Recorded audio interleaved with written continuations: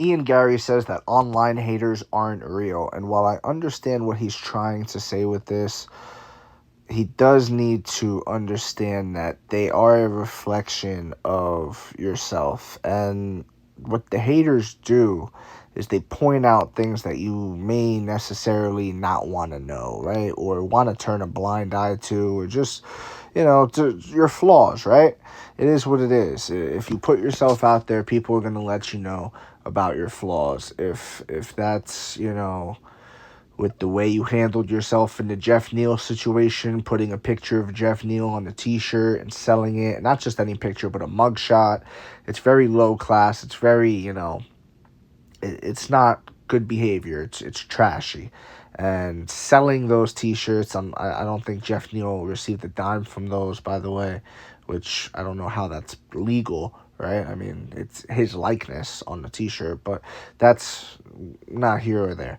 So not just the Jeff Neal, but the Neil Magny, who Neil Magny is also now facing like serious custody battle consequences with his ex, whoever, wife or whoever situation is. I don't know the particulars on that, but yeah, like those messages are being brought up in court now, like videos of Ian Garry talking about that. It's just, and for what, right? Just so you could have, made this into this, which is what he did with Magny, completely over-exaggerated and misrepresented what Neil Magny said, and he did it knowingly, you know what I mean? Just a real scumbag move. It just, to me, is, like, how do you not receive that from the audience, right? How do you not receive that from the people talking back at you? Those are the online haters that he's talking about. As for the girlfriend stuff, I'm actually on his side with that. I think it's nobody's business what his past is, in as far as relationships go, what his girlfriend's past is, or his wife. I think it's his wife. Yeah, it's his wife, not girlfriend, wife. And it's nobody's business, bro. Who cares? Who cares what a wag is? Who cares if she is a wag? Who cares if her ex-husband is living with them?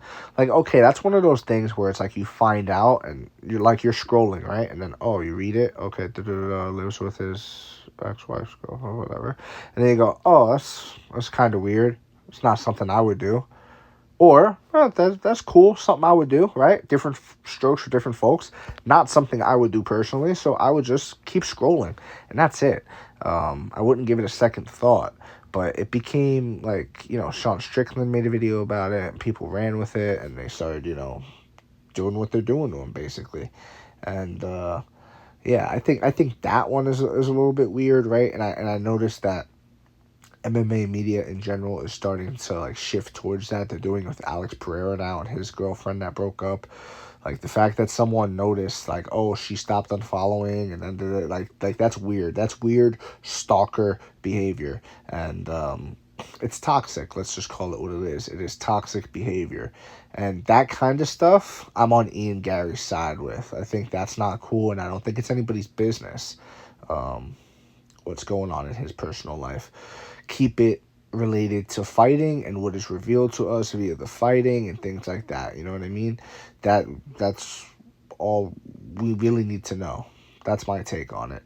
But yeah, I do think Ian Garry is overall, besides just that, right? Because it goes further than that. There's other criticisms of him. I've always said Ian Garry reminds me more of Ronda Rousey than he does Conor McGregor.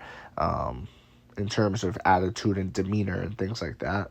So for me, I just I don't know. I think he needs to accept that the online haters are real. There are really people typing that stuff out, or typing it out.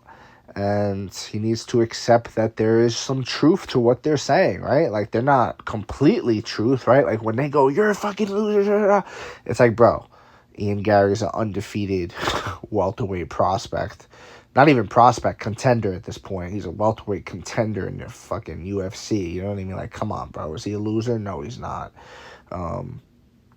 That kind of stuff, no. But the kind of stuff where it's like, hey man, that was kind of scummy what you did to Jeff Neal, putting his face on a t-shirt and selling it, and it was a mugshot.